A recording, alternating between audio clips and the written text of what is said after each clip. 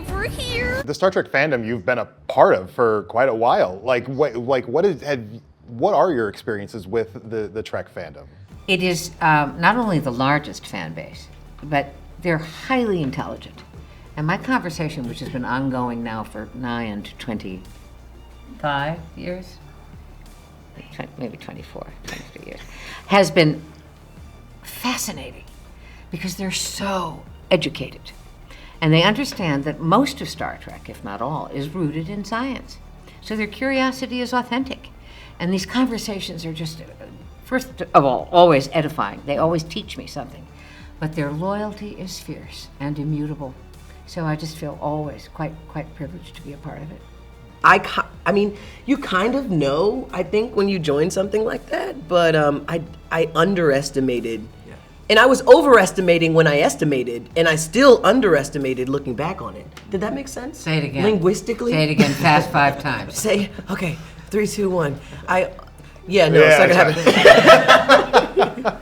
Well, I'm actually glad you have the microphone because now that obviously you are established in Star Trek canon, what's it going to take to get you in prosthetics and into one of these shows? Somebody to ask me to do it, I'm ready. Yeah, whenever someone asks me to do it, I'm doing it. Wouldn't he make a great dad? I'm a little busy. You need the little prosthetic dingle dangle that kind of comes from the back. I forgot about that. If we your can make it illustrious move, part. there has to be some type of like motion thing. And we can do. Ella looks like Gwendala, so. There's nothing worse than a prosthetic dingle dangle. You know what I'm saying? There are a lot of adaptations of things we love that get turned into animated series, and sometimes they work and sometimes they don't. I feel like Star Trek is a ready-made, built for that sort of adaptation because, especially, you mentioned the science. How at the end of the day, it's based off of, they're trying to base it as much as they can off of science. That is that interests younger people because it's how things work. And the fact that you can package that in an animated series that is fun and colorful, but still has like that same Star Trek soul, like that's it. I've been calling it the gateway drug. Well, they developed developed the Star Trek soul. This crew of 5 or 6, they have no understanding of Star Trek at all. They come across this defunct ship, they don't know how to get it going. And then I appear as hologram Janeway, and we teach each other.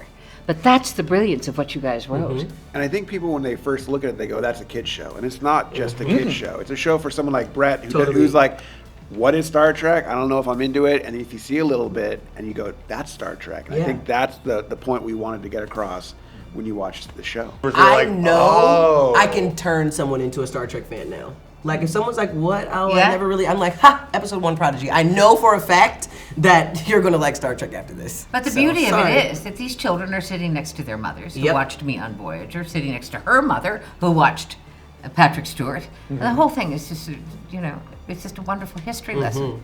Well, and then for you, what was it like to get to come back to be Janeway again after so long? I loved it. But I cannot, and I know it sounds cloying. I'm not, and I'm anything but cloying. I don't roll like that. Bro. That's not the kind of combo we're going to have here. Dude, I don't code out like that. No.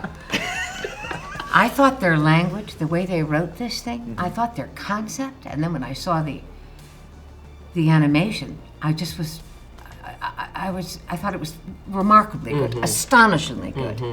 And the stories are, I think, unparalleled.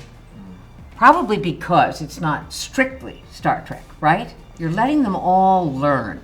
Yeah. Right, Kevin? For me, I grew up and I love Star Trek, and it's so much of the head. It's so smart. It's so brainy, right? Yeah. And when we first were introduced to Star Trek, it was The Wrath of Khan. It was the film. It was cinematic and big, and you had that emotional finale.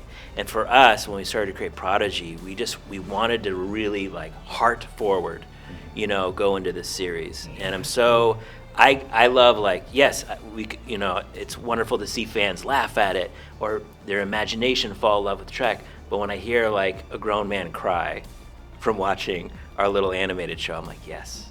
He's about to cry.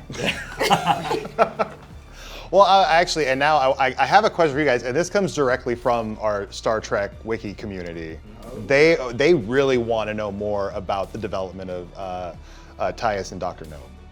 They like when it came to developing what those characters were going to be, like what went into it and how did it evolve? How has it evolved as the show continued into season 2? I think it's interesting you talk about those characters because we wanted to make sure even the smaller characters, like a Dreek or someone who's not on screen for very long, you're like, I want to know that person much, much more. And I remember for Dr. Gnome, we just love the idea of a Tellarite who has a real big curmudgeon as the bedside manner of a doctor, and he's a horrible bedside manner. And we love the idea that like every line that Jason Alexander gives needs to be a banger. Like everyone's trying to be a hero, and he's like in the corner is like self-preservation is an attribute as well, you know.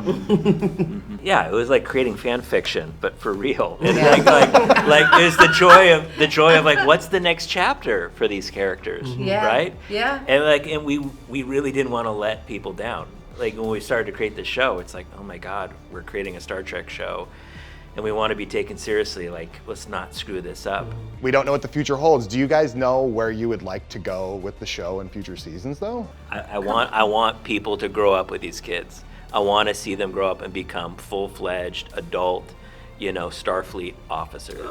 And however that's done. I think live action. I would want to see movies, like animated movies, anything. We really love this show. And I love being a part of it. Same. I love it. You have to bring them with. Oh, Regardless come of where on. this- Wait a minute. Yeah. Wait. Picardo's moving in a hologram.